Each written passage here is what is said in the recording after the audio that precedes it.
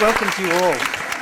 Thank you very much indeed for the choir. It sounds so good, and it's so lovely to have you all join us. Look, first I want to give a very special welcome to GLITF members who've come from interstate to be with us. It's great. I've seen several people from Victoria and other states, and it's wonderful to have you here. My task tonight is to bring you the messages and apologies we've had from our well-wishers. First, from the Honourable Chris Hereford, who was the Minister for Immigration in 1985. He was the first minister to agree to look at applications from same-sex couples on humanitarian and compassionate grounds. Now, he set a 4-year relationship requirement. So when it all started, we had to prove, as Betty Hounslow says in her early television appearance, we had to prove we were 4 times more committed than heterosexual couples. Chris wrote, my best wishes for the completion of a successful project. Your enterprising venture deserves acclaim. We had a message from the Reverend David Connolly. He says, I stand in awe of the monumental work Peter has done over the years for many aspects of the cause of justice for gay and lesbian people, of which this book and GLITF are a very important part. From Alan Farwell, who is the chair of GLITF South Australia, he writes, on behalf of the committee of GLITF South Australia, to wish you well for the launch of Lesbians and Gays Changed Australian Immigration. He says, it's been a remarkable achievement on your part and on the part of others involved, and he sends his congratulations. From John Aldous in Adelaide, who was actually interviewed in the book, he says, congratulations on completing what must have been a mammoth job. Next, I have a list of apologies from people who would really like to have been here, but had other commitments and couldn't attend. And Senator Bob Brown of the Australian Greens sent his personal apologies, as did Nick Bolkus.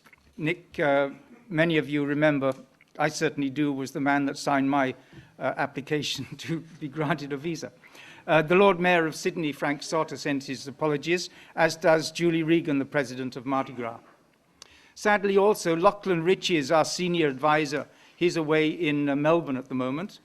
And Roman Deuna, who is currently my right hand at GLITF and the Monday evening coordinator, he's managed to get a few days of quality time away with his partner. From Victorian interviewees Anne Foden and Elizabeth Ryder, and Adelaide interviewees Philip Fodish and Neville Perkins, from Kendall Lovett and Manny de Sachs in Melbourne, and Victor Yee and Neil Murray from Sydney all send their apologies. Also from Katie Mallion, who for a long time was the state president of the Migration Institute of Australia, and she was sad she couldn't get here, as was Philip Yip, last year's state vice president of the MIA. I suppose perhaps this is a good point to say that next year, GLITF will be celebrating 20 years, helping same-sex couples to be together in Australia. I think this is a wonderful achievement. And I think it's also a great vote of thanks from today's members to those who have gone before us and worked so hard to make GLITF a voice in the wilderness of migration. Through the internet, GLITF is now in contact with couples throughout the world. With the internet, we can support anyone from anywhere. Over the past 2 years, we've had emails from Cambodia, from China, especially Guangzhou, from Chile, from Canada, Colombia and Cyprus, from Bangkok and Bangladesh, from Belgium, Bosnia and Brazil, from India, Indonesia, Ireland, from South Africa, Kenya, Ghana, Zimbabwe, from Japan, Korea, Malaysia, Singapore, the Philippines, Thailand, Taiwan and Vietnam, from the Lebanon, Russia, Turkey, from the UK and America. And of course from here in Australia, in Sydney, people in Brisbane, Melbourne, Adelaide, Perth, the Northern Territory, and of course the ACT. It's a lot of emails. With the internet and email, we can help and support even those the other side of the world, sometimes within minutes. Our greatest strength is the feedback the members give us. We are told what goes on in the interview rooms, and we do make a difference. The number of emails sent by members, sometimes just hours after contact with a DEMA officer, expressing relief and gratitude that they were well prepared and happy with their experience, shows just how valuable GLITF is. But today is Peter de Waal's day. I've got to tell you that he's done all the work to put this event together. On his own, he's collected the evidence, he's written the book, he's arranged for the printing, he's organized this evening, and hopefully he's going to have enough strength to sign a few copies of the book afterwards. Unlike most other organizations, GLITF is fully funded by its members. We have no sponsorship, we owe allegiance to no one. The Minister for Immigration once said he was sorry he couldn't defund us.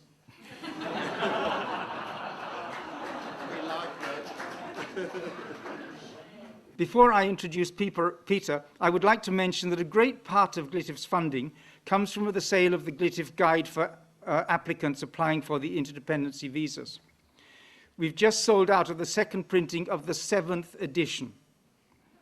I think all GLITF members would say that they could not have made such an application without it. And guess who we've got to thank for all the information, advice, and guidance it contains? Of course, it was Peter de Waal, and I'm very proud to be introducing him to you this evening. Since 1969, Peter has had a continuous involvement in the gay and lesbian social justice and equality issues. For the past 10 years, he's been actively involved with GLITF New South Wales. He's had many roles. He's been secretary, offshore liaison officer, immigration advisor, and historian. For many years, he presented our information nights on the first Monday of each month, and was one of the first people to sponsor his partner Fernando from the Philippines under the changes that came in April 1991. Ladies and gentlemen, as I said, tonight is Peter's night. So may I present to you GLITF's historian and the author of Lesbian and Gays Changed Australian Immigration, his story and her story. Ladies and gentlemen, Peter de Waal.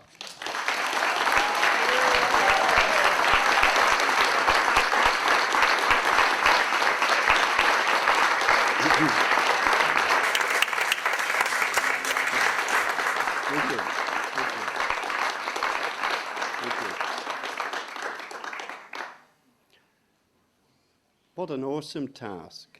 I thought I'd done it over the last 2 years, but obviously I've got to do a little bit more for the next 5-10 minutes.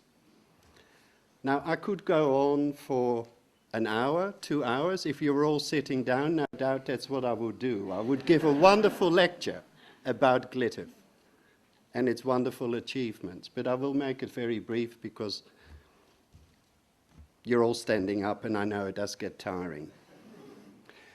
So I'd too like to thank all GLITF supporters, friends, family, and interstate visitors coming tonight to the Gay and Lesbian Immigration Task Force's book and document launch. Just to take you back a little bit in history, little did I know when I arrived by KLM in Sydney from Amsterdam on the 9th of May in 1957, and being an immigrant and also being at the very tender age of 19, that I would be standing here tonight to reveal to you, and I suppose the world, one of the best kept secrets. I would like to suggest that the Guinness Book of Records should have a section on achievements in gay and lesbian human rights campaigns.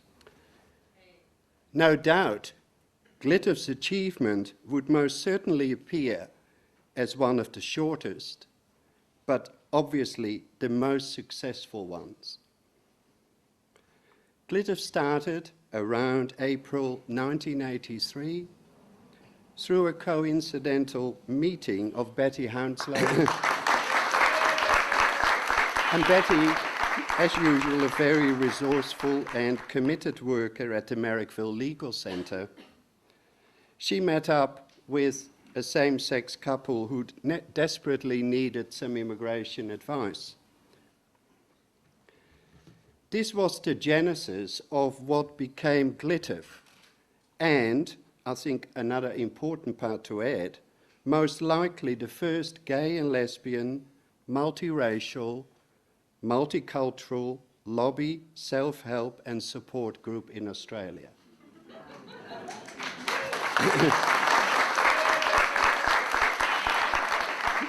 These people had no idea what would happen.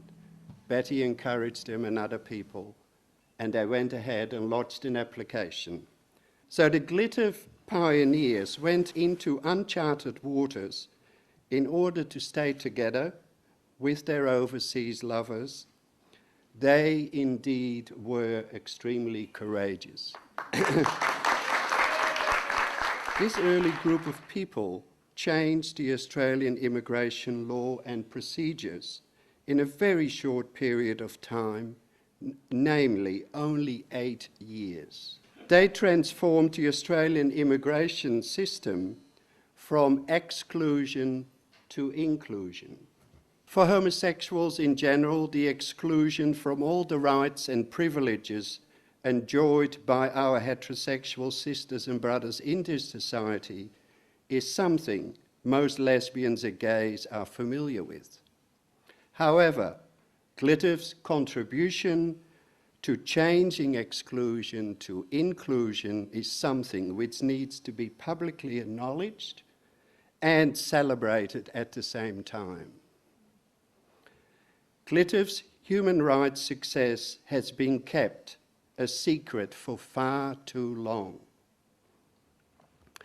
The pioneering work of the early GLITF activists, applicants and their lovers has made it possible for approximately 6,000 to 7,000 overseas same-sex partners to arrive in Australia, and what's more, to stay and eventually become permanent residents and Australian citizens between 1983 and 2000.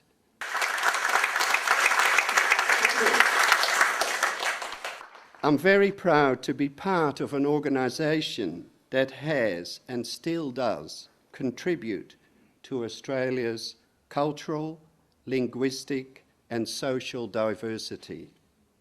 And what's more, many of our overseas partners bring with them much needed skills, academic qualifications, apart from their love and devotion. From my continuous and long involvement in gay and lesbian social justice and equity issues since 1996, I have learned that positive changes and victories for our community don't come easy. About 4 years ago, I first thought about the GLITF History and Archive project, which stems from my belief that any impact lesbians and gays have on legal, political and social structures needs to be recorded for posterity, whether the impacts be victories, such as ours, or less auspicious battles. Importantly too, the struggles and at times triumphs need to be told by those who were oppressed by the structures that affected their lives. Australia is only amongst a limited number of between 12 to 15 countries that have same-sex provisions, including in their immigration laws. Now, if we take in consideration there are something like 180 countries, that's a very small number. Despite our great Australian same-sex immigration achievements, we need to remind ourselves and struggle for a victory about Australia's residual discrimination. Hopefully, when GLITF celebrates its 20th birthday during April of next year, we can also celebrate the achievement of our final goal of complete equality in Australian immigration law. And I guess I look forward to your continued support to make that jump over the final hurdle successful. Now I'd like to come to two very special acknowledgements and thank you. And one is to Mrs. Jo Gillis, who did an amazing amount of transcribing. She probably would have described about 95% of all the interviews. And all the words you find recorded in the book would have gone through her fingers, and that's just amazing. So where is Jo Gillis? Please.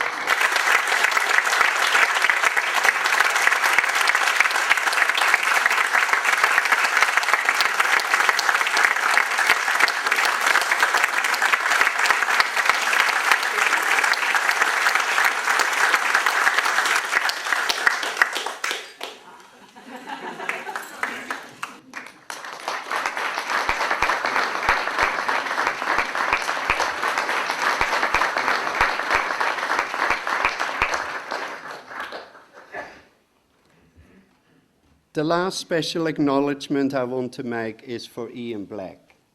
Please, Ian. He spent many hours editing all the interviews. His red pen worked extremely hard. When you read the book, you will find that it is just a magnificent piece, and it is Ian who has done that. Thank you, Ian. Thank you.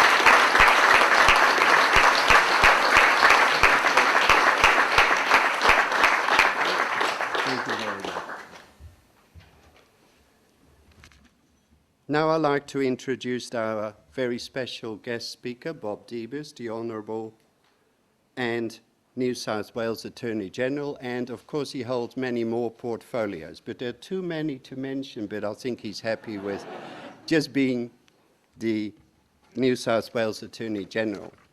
He's a family friend for many years, and I am very pleased that he has been able to come tonight and to launch the book.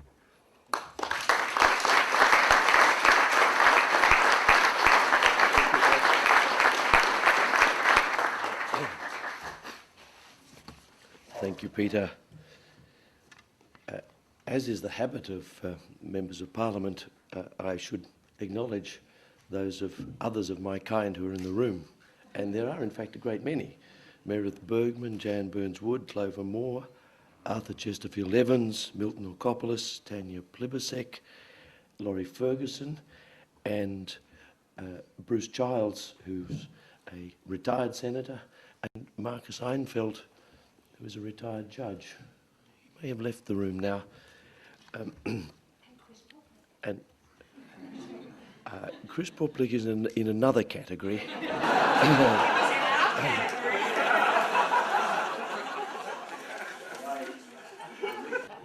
For reasons that may be obvious, I rather refer to him as the president of the anti-discrimination. I might say it is a pleasure to be asked to speak to you today at the fruition of what has been a massive project of the task force, and of course particularly of Peter de Waal. As Peter said, I am by way of being a family friend. I think it's true to tell you that Peter's long-time companion, Bonsall Boone, was actually acquainted with me before I was born. It's true. And I am therefore acquainted with their struggles over a long time. There used to be something called Camp Inc. that did a very great deal of very good work a long time ago. I must say too that I greatly appreciate the frankness of the briefing note that Peter sent me on this matter. It has a candour all too frequently lacking in briefings sent to Attorneys General.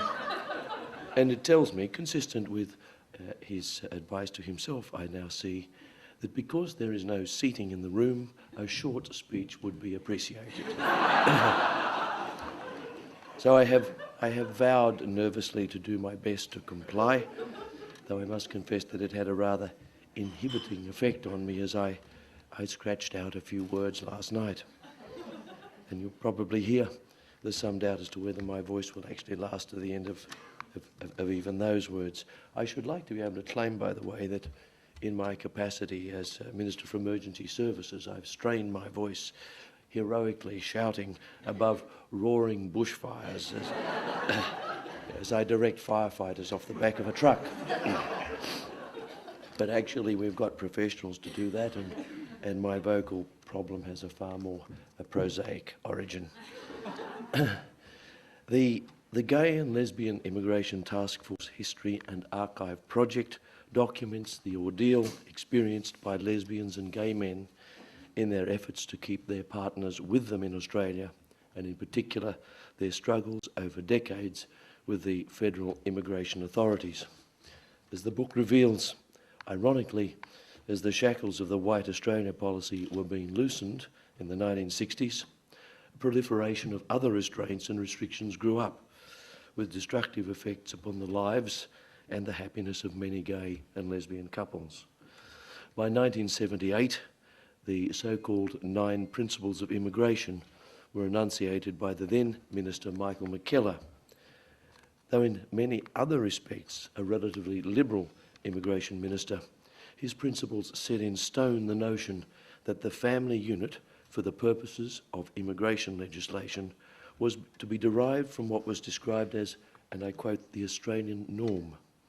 And that was defined, and I quote, as the unit consisting of husband, wife, and minor unmarried children. I venture to suggest that you could spray this entire room with rubber bullets without running the slightest risk of hitting anyone who would fall within. It is cold comfort to reflect that immigration authorities in the United States took an even more insidious approach. According to the website of the American Psychiatric Association, the Immigration and Naturalization Service of the United States until 1990 considered homosexuality to be a mental illness and used this discrimination as a basis for the discriminatory exclusion of homosexual visitors and immigrants to the United States. That is very astounding, isn't it?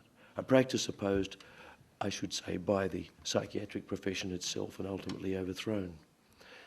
The book we are launching this evening documents a political and legal struggle, and it shows, in its own words, that battles against injustice can be won.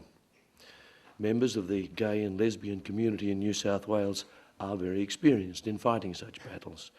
As every politician in this room can attest, the community has a very sophisticated battery of campaigning techniques and as a consequence has had many celebrated victories.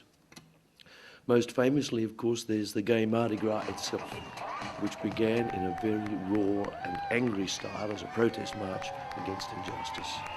The Mardi Gras still has as its heart protest and political challenge, but it's also, of course, internationally famous now as a celebration of diversity and tolerance.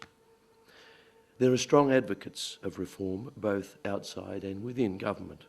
Their personal styles of advocacy must and do differ, and many advocates of reform become understandably frustrated at what appears to be the slow pace of change, at the setbacks, the misinterpretations that can or will inevitably occur.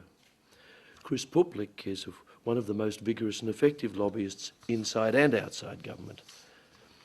Come to think of it, he is not a person who tempers either his personal style or his appetite for change simply because he's operating within government.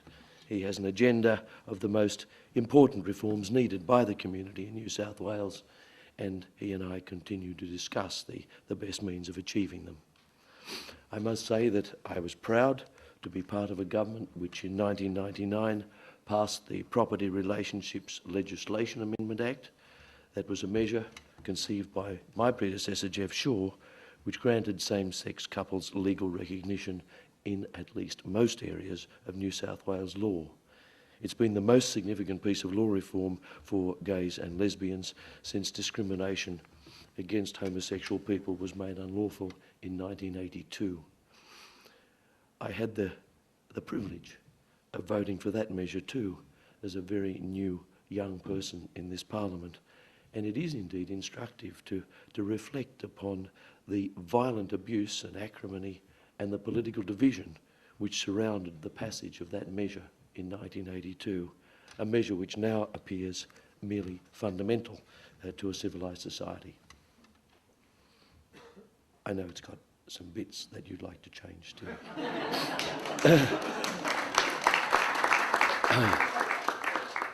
I'm aware that I'm running the risk of trespassing upon Peter's stern instructions to consider the sufferings of a standing audience, and I will therefore simply reaffirm my admiration for Peter de Waal and the members of the Immigration Task Force.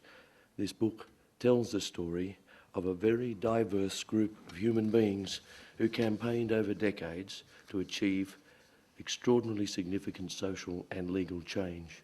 And their experiences documented here, as I have said, show that it's possible.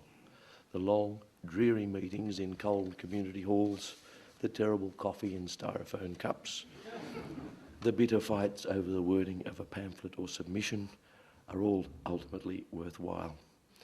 So I congratulate Peter and the members of the task force for that achievement.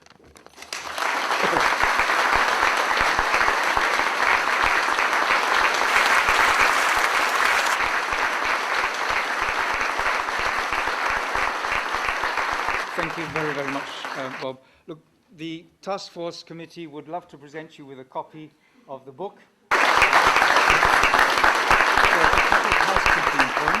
Those who have actually ordered and paid for a copy of the book, they're all ready to be collected this side of the tables. And for the rest of you who haven't yet decided that you've got to have a copy of the book, I'm sure over the next glass of wine you'll find this an absolute imperative, and we have plenty here to sell, and we'd love to not have to carry them home this evening. So with that, I'll say good night to you and hand over the choir, and let's enjoy another song from them. Thank you very much indeed.